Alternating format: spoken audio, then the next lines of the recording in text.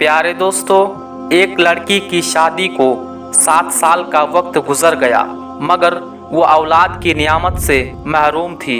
यानी उसके घर में कोई औलाद नहीं हुई थी।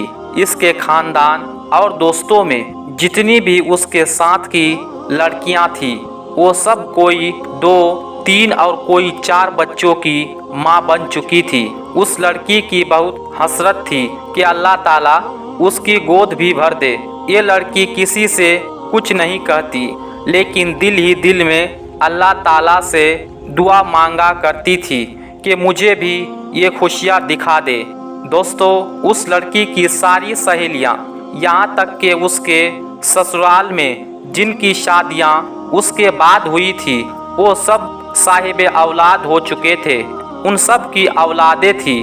जहाँ उस लड़की को ससुराल वालों की चुभती हुई नज़रों और चुभते हुए सवालों का सामना करना पड़ता, वहीं वो खुद हर पल अपनी सुनी गोद की वजह से दुखी और परेशान रहती। उसने हिम्मत करके अपना चेकअप भी करवाया, लेकिन ये चीज़ देखकर उसे और भी ज़्यादा तकलीफ़ होती कि उसकी रिपोर्ट में डॉक्टरों ने तकरीबन नाउम्मीदी जाहिर की है, जिन वजह से हर वक्त वो दुखी रहने लगी। मगर दिल में एक उम्मीद भी रहती कि अल्लाह ताला चाहे तो कुछ भी नामुमकिन नहीं है।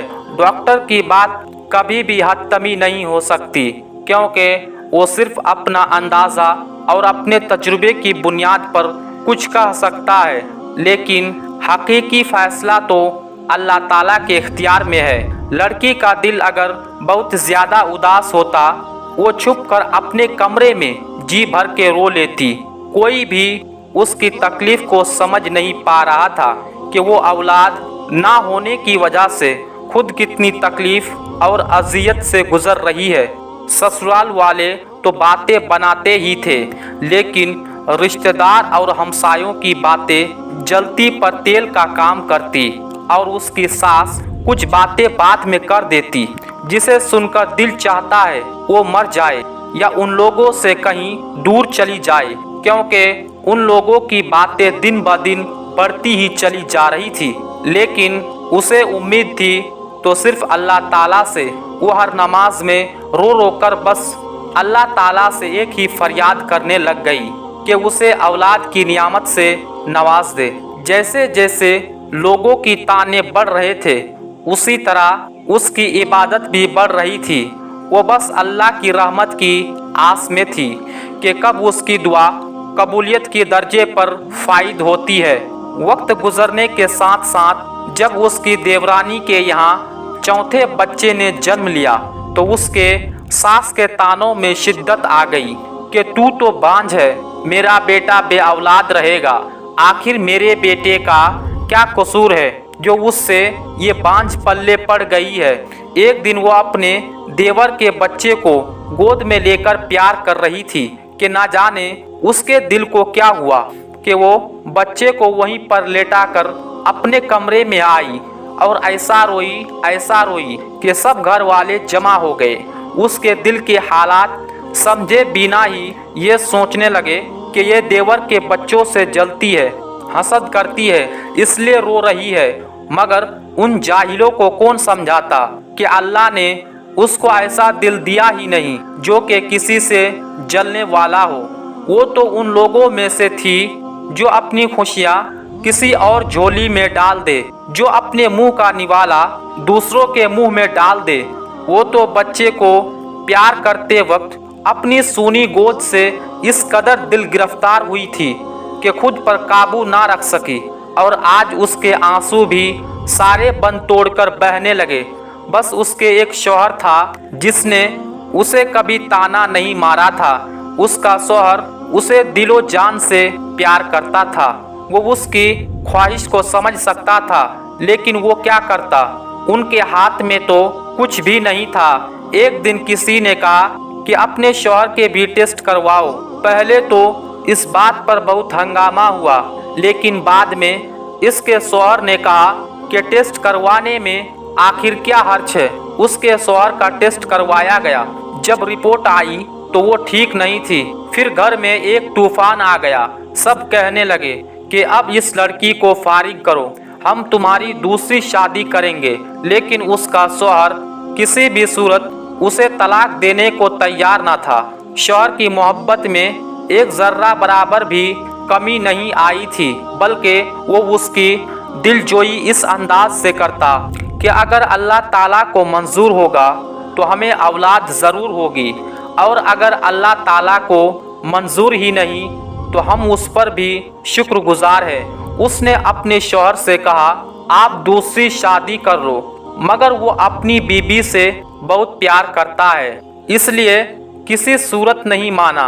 एक दिन उसकी सास ने बहुत लान तान की, यहाँ तक के कह दिया कि तुम चाहती ही नहीं कि हमारे घर खुशियाँ आए, मेरे बेटे का भी कोई वारिस हो, तुम बदज़हन ही नहीं बद दिमाग भी हो। सास की जली कटी बातें सुनकर ये बहुत परेशान हुई और उसने वज़ू किया और नमाज के लिए खड़ी हो गई। जब दुआ के लिए हाथ उठाए, ऐसे रिक्कत तारी हुई कि कुछ ना बोला जाए। वो कुछ नहीं बोल पा रही थी। फिर सजदे में गिरकर अल्लाह ताला से फरियाद करने लगी, या अल्लाह, अगर तूने मुझे बे औलाद रखना है तो तूने इस दुनिया में मुझे औरत के रूप में क्यों भेजा? औरत तो पूरी ही औलाद से होती है, तो मेरे वजूद को अधूरा क्यों रखा? या अल्लाह, सारे दुनिया के डॉक्टर चाहे जो मर्जी कहते रहे, मुझे बस तेरा ही आसरा है। या अल्लाह, मेरी वजह से मेरे शौहर को तकलीफ़ और इस महरूमी से ना गुजार।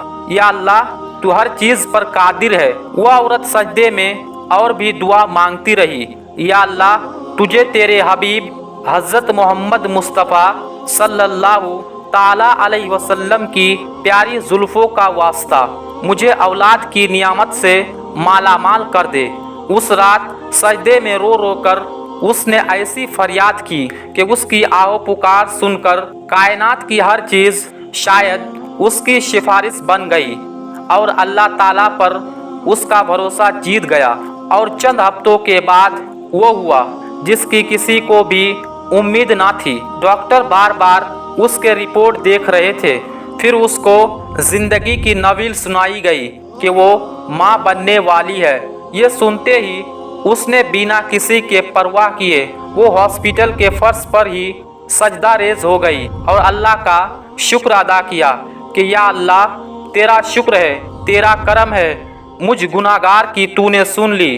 तो दोस्तों, चाहे कुछ भी हो जाए, कभी भी किसी भी हालात में मायूस नहीं होना चाहिए। बेशक अल्लाह ताला जो चाहे वो कर सकता है। लोग कुछ भी कहे, बस अल्लाह ताला पर मुकम्मल भरोसा रखे, ना कभी किसी का बुरा सोचे, ना बुरा करे, दिल की ज़मीन को हमेशा पाक रखे। प्यारे दोस्तों, एक दूसरे के लिए दुआएं मांगना बहुत अच्छा और बेहतरीन अमल है, इसलिए एक दूसरे के लिए दुआएं मांगा करें। अल्लाह पाक से दुआ करते हैं कि जो लोग बे औलाद हैं, अल्लाह ताला उन्हें औलाद की नियामत से नवाजे। आमीन, अल्लाहुम्मा आमीन। आप भी एक बार आमीन कह दे। मिलेंगे अगली वीडियो में। अस्सलामु अलैकुम, अल्लाह हाफिज़।